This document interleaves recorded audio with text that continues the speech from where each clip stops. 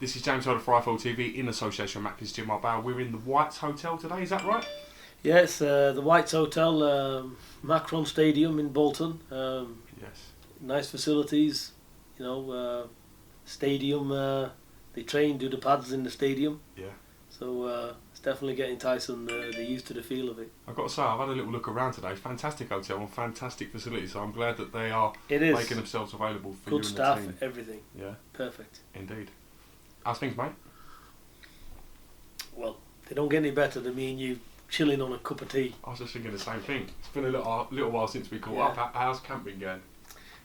Camp's been going very well. Yeah. Everything's on track. Everything's going very well. Did the fact that WLADIMIR KLITSCHKO delayed the fight a little bit, has that obviously changed Tyson's training from where he was peaking, but has it made a big difference to you guys? I don't think it's made any difference.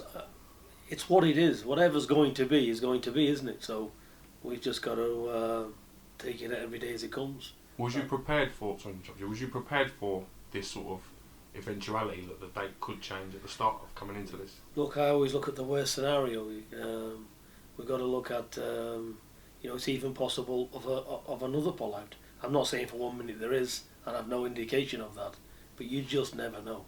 But let's say that did happen, then this fight would be pushed back to the end of February next year, which wouldn't be good news. But like I said, for me anything can happen. We just have to take these fights as they happen. Do I think that would happen? Do I think Klitschko would do that? No.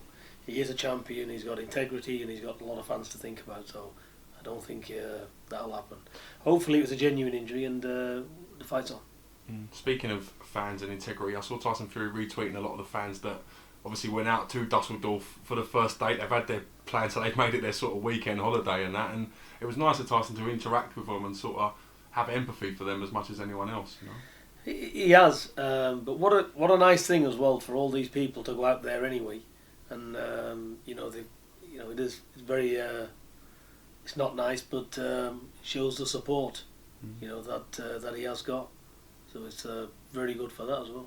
How would you say he's looking? He looks very sharp from what we've seen on Twitter. I know a lot of the stuff's not let out of camp, but how is he within himself, Peter? What can you say? It's he's had a hard camp. He's timed right. The only way I could describe him is it's fine tuning a racing car to the 10th of a second. That's what we're talking about now. He's in very lean condition. His body fat is where it needs to be. He's not carrying any excess at all. I think we've got maybe a couple of pounds, if that, for a 6'9" guy. We're talking 5 weeks before the fight. He's on weight. He's eased up. He's doing a lot of strength work, a lot of speed work, and he's feeling good because all the tedious stuff's over. So he's working on a lot of skill set, and I think he's training very hard still. He's training 3 times a day, which is exactly how I want it, because on fight week, when he's relaxing and doing very little, he's building all of his energy up, and on fight night, I think we will see a 110% in shape, focused, determined Tyson. What does it mean to Tyson Fury to get this opportunity? He's trained his whole career and dedicated his life to boxing. What does it mean to him to get the chance to become a heavyweight world champion? Well, it means the world. He's educated insofar as he's not silly. He's got his head screwed on. He knows what it takes to beat WLADIMIR KLITSCHKO. So we've got somebody here who's in with a very, very good chance, who's trained exceptionally well, not took anything for granted whatsoever, regardless of what may be said. This is a very, very serious fight. It's been taken seriously, and like I said, Tyson's been in camp now since the 21st of June. So you can imagine. So this is focused upon focus. So we're ready, and we just can't wait. All the hard work's been done. There's nobody going to go there half-hearted with a heart in their mouth and stuff like this. We know what we've got to do to win. It's been a very, very difficult camp because I've had to change a lot of things for Tyson, and obviously he's had to learn new things as well. So we are as confident as it can be. But one punch can turn this fight around, so we have to bear that in mind. But on the probabilities of it, you know, we're happy and I'm very confident. Do you think Tyson Fury has to stop Vladimir Klitschko to be victorious in Germany, in your opinion? I think, to be honest, if Vladimir Klitschko is in the fight and it's more or less of a 60-40 fight in Tyson's favour, I think Tyson could come away probably taking second best on him.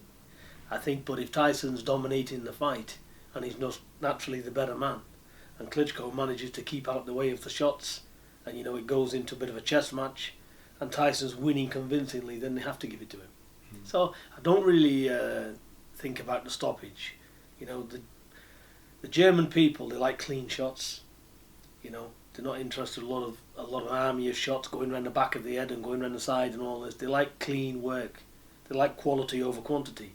So when you understand the scorings out there, you know, and that's the way it is. But I've got no concern with it really, about being robbed or whatever. When will you and the team set off to go to Dusseldorf? The fight's obviously November 28th. Am I thinking maybe 10 days before, 12 days before? How long will you have to acclimatise to sort of the feel of the place and getting into fight mode? I think we are going out there the Sunday before, which leaves us 7 days. So we'll be going out there around the 18th, something like that. I think, which falls on a Sunday, and then we got stuff on all that week. Yeah. Which is perfect for us because training is done. So Tyson then can treat it as a bit of a holiday. It's no problem going in the car doing the interviews because there's no training to be done. It's done. All as Tyson will be doing is recuperating, eating good food, and just focusing on the last bits and pieces. All the work has been done. All the information's been done. How thankful are you to Mick Hennessy? He's delivered. You've stuck by him. He's stuck by you through thick and thin, and he's always tried to deliver for Tyson Fury. How pleased are you with the job that he's done with Tyson up to this point? He's done a phenomenal job, Mick, and you know, like I said many times before, he's not just a promoter, he's a friend of ours. So we've got a close friendship with Mick. Everything's an open book, he's trusted. We're all in one camp here, and that's how it needs to be. When you're dealing in world level boxing, there's no room for snidiness, there's no room for looking over anybody. You know, look, I trust Mick 100%. He's been very good with Tyson. He's very good with all of us, Mick, and he's there for us, and that's the way it's got to be. I can't have nobody in this camp that's a little bit where I'm looking at him and thinking, "Hey, you all that," because I will just press the button and say, "Right, you're gone," and that's the end of the matter. But we haven't got that, employees and stuff like that. Like I said, Mick's just not a promoter to us. He's a family friend of ours. We're all in it together. Yeah, I think he's done a fantastic job, Mick, getting this fight, you know, putting this fight on. It's the biggest fight out there. We've had a lot of hurdles to cross, and you know, Mick's done a fabulous job at the promoting side and everything else regarding this fight. Just a little bit on Huey. I know he's out in action on the 14th, is it, of November? Yeah. 14th of November, and then he'll be on the undercard of Tyson Fury in Germany. He is, yeah. He's making great strides at the age of 21. A lot of people forget he's actually only 21. How proud are you, A, as a fighter, and B, he's your son? I'm proud of the fact that the kid, he trains unbelievably hard and he tries his best. And you know, look, you're not going to be a world-class athlete in a heavyweight division overnight. You know, we're watching him grow in the gym, and the things he does, and the amount of pressure he takes, and the stick he gets from getting it wrong. You know, this ain't a camp for little boys. You know, when it goes wrong, they get told straight how it's going wrong. Whether they like it or not, they can take a fit, they can swing and kick things up in the air. I don't give a shit about it. If it's wrong, it's wrong. They'll have to stop sparring, everything. If it's wrong, it's out the ring. Useless. Go home and, you know, do something else. You know, there's a lot of, he takes a lot of stick. But basically, this is what it takes sometimes, you know, when somebody's not getting it. You know, it's repetition like this. But he's coming on. I would say he's coming on leaps and bounds. And he's learning his trade very well. His conditioning is very good. He's now 16 stone 7, which is around 230 pounds. His body fat's right. Fitness is good. He's learning different things, and he's hitting with power as well. So I think he's going to be, you know, hopefully he'll be 18-0 by the end of the year. He looks stronger and trimmer than I've seen him, and I hope you don't mind me saying this, but his back and his face seems to have cleared up a lot more from the redness. He looks a lot healthier. He looks a lot more healthy and a lot more comfortable within himself at the moment, which can only be a good thing. Yeah, it's all down to the food, you know. This is a young man that can go out and eat something, and it'll just come out in his body. You know, he's very he's got to have all his gluten-free stuff and all that, but we've got a grip of it, and he's actually a lot healthier because we all know gluten-free stuff and organic food is the best you can get. Yeah. It costs enough, so he wants to do. Yeah. So he's he's doing very well. I'm very happy with him. I see him doing big things anyway in the next, especially next year.